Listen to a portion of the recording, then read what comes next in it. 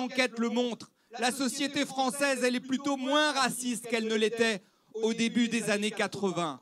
Ce racisme, cet antisémitisme, ce venin de la haine, il vient d'en haut, il vient d'une élite politique, économique, financière, des Bolloré, des Stérins qui visent à diviser le monde du travail. Parce qu'au fond, ils savent que la division du monde du travail, c'est leur assurance vie pour continuer à appliquer des politiques libérales.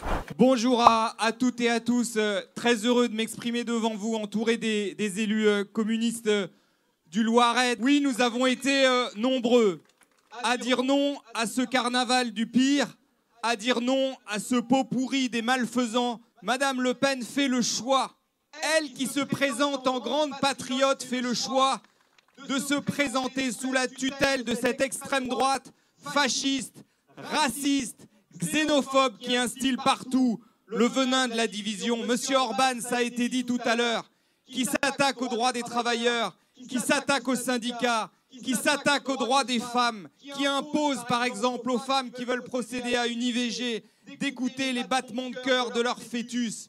Monsieur Orban, qui a par exemple inscrit dans le programme scolaire des petits Hongrois que les femmes n'ont pas les mêmes capacités intellectuelles que les hommes. Voilà les alliés de Madame Le Pen. Madame Le Pen, ses amis, cette internationale réactionnaire qui apporte son soutien au gouvernement barbare de Benyamin Netanyahou. Alors bien sûr, en France, ils ne sont pas au pouvoir. Des millions d'électrices et d'électeurs se sont rassemblés pour leur faire barrage.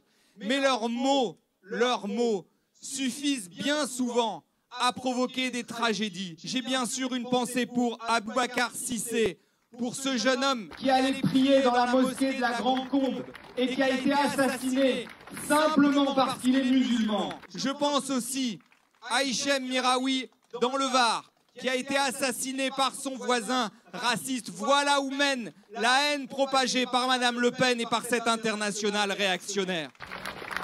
Et donc notre force, nous l'avons encore montré ce matin, c'est notre unité. L'unité des forces de gauche, l'unité des forces syndicales, l'unité du monde du travail pour faire obstacle à ces malfaisants. Restons unis et nous gagnerons.